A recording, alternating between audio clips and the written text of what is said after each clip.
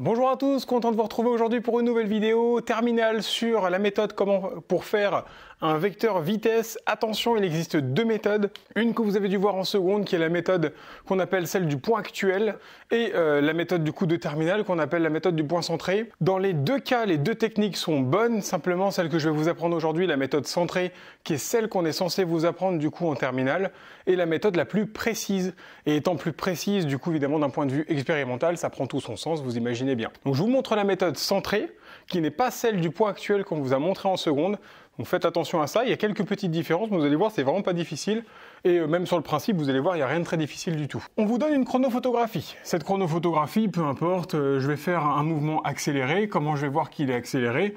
Simplement parce que les points, étant une chronophotographie, sont éloignés d'un temps que je vais mettre égal à 0,2 secondes.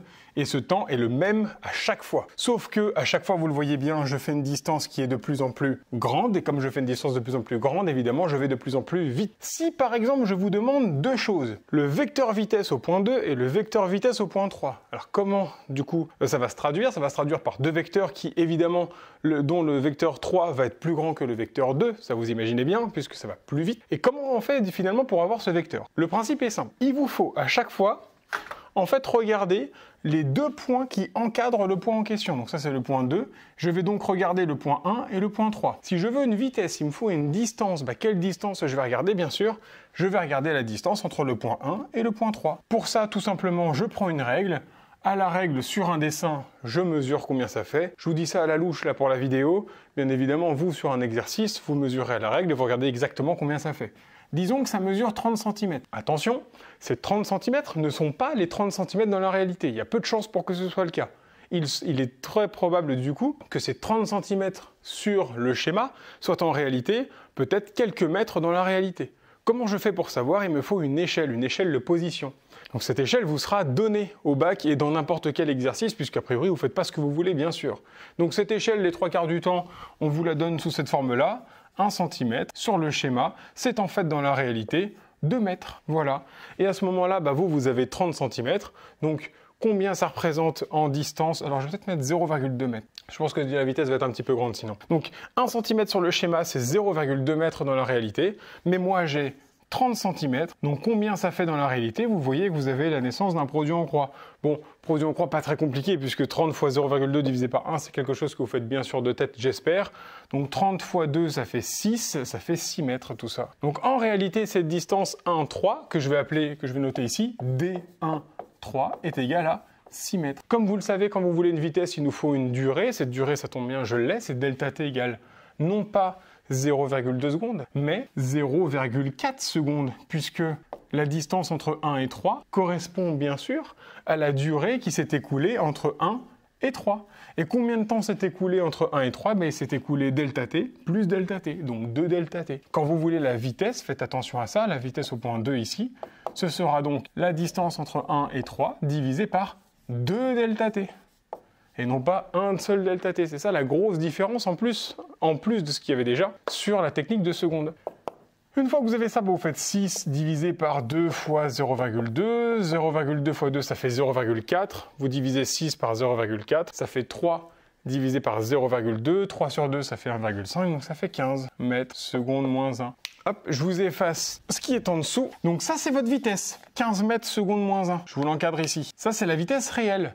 Oui, mais moi je veux le vecteur vitesse maintenant. Comment je représente ça?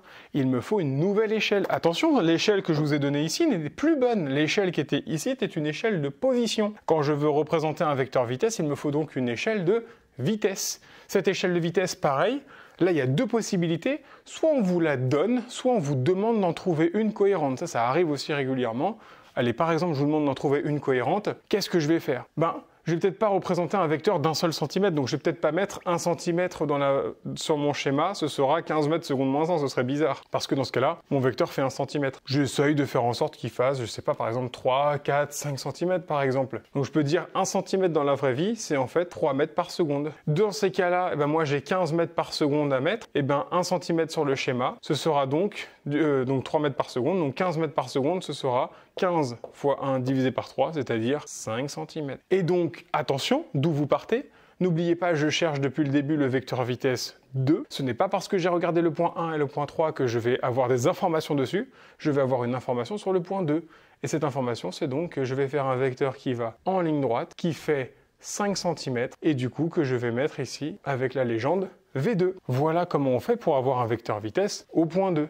Avec la position entre 1 et 3. Finalement, si vous avez bien suivi cette technique du vecteur vitesse avec le point centré, alors pourquoi on appelle ça le point centré? Vous avez bien compris, c'est le point qui est centré entre deux autres points. Donc finalement, ça prend tout son sens. Et en fait, si vous avez bien regardé, on est en train de dire que la vitesse au point 2, ça correspond à la vitesse moyenne entre le point 1 et le point 3. Finalement, ça a du sens de dire ça. Bien évidemment, attention, ce travail-là n'a du sens aussi que si l'intervalle de temps entre deux points est suffisamment court. En fait, si j'ai assez peu de variations de position dans cet intervalle-là. Donc, bon, à l'appréciation, bien évidemment, de l'exercice, mais généralement, vous inquiétez pas, vous n'aurez même pas à vous poser cette question-là. Mais quand même, faut quand même réfléchir à ça. Voilà pour cette partie. Si bien sûr, vous voulez la vitesse au point 3, le principe est le même.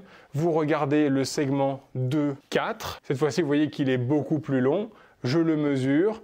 Je transforme à l'échelle avec la même échelle que tout à l'heure, 1 cm pour, c'était je crois 3 mètres ou quelque chose comme ça. Et une fois que j'ai fait ça, je fais mon calcul, je divise de nouveau par 2 delta t parce que combien de temps s'est écoulé entre 2 et 3? Il s'est écoulé 1 delta t. Combien de temps s'est-il écoulé entre 3 et 4? 1 delta t de nouveau. Vous faites votre calcul, vous utilisez, attention, la même échelle et c'est gagné. Allez, je vous fais le principe, histoire de. Là, disons que ça mesure 60 cm. Donc, on a dit tout à l'heure que ça faisait 6 mètres. Donc, on avait dit 1 cm pour 0,2 mètres. Donc, si j'ai 1 cm pour 0,2 mètres, bah, sachant que j'en ai 60, j'ai 60 fois ça. 6 fois 2, 12, ça fait donc 12 mètres. Donc là, il y a une distance de 12 mètres. Je veux la vitesse, donc la vitesse au point 3, c'est donc égal à la distance entre les points qui l'encadrent, c'est-à-dire 2 et 4, divisé par 2 delta t, parce qu'il s'est écoulé 2 delta t. Je divise donc du coup 12 par 0,4, bon coup de bol, c'est dans la table des 4 le 12, donc du coup ça nous fait 30 mètres secondes moins 1. Bon, est-ce que c'était difficile de trouver ça? Bien sûr que non, puisque évidemment, si j'ai parcouru 2 fois plus de distance en un même temps que ici, bah, j'ai bien sûr une vitesse qui est 2 fois plus grande. Donc jusque-là, c'est logique, hein, la méthode marche bien sûr. Donc 30 mètres par seconde, je connais mon échelle, c'est 1 cm. Attention, vous gardez la même, hein, 1 cm pour 3 mètres par seconde, mais moi j'ai 30 mètres par seconde, donc le vecteur, je vais le faire de 10 cm, et ce sera mon V3. Pourquoi 10 cm? Parce que si 1 pour 3, alors 10 pour 30. Voilà tout simplement pour cette méthode du vecteur vitesse. C'est tout ce qu'il y a à savoir pour cette partie-là. Évidemment, il y a la partie maintenant vecteur accélération. Le principe est exactement le même, je vous promets, il n'y a pas de difficulté supplémentaire. Si ça c'est compris, vous aurez aussi très facilement compris la partie sur le vecteur accélération. Je vous remercie pour votre attention.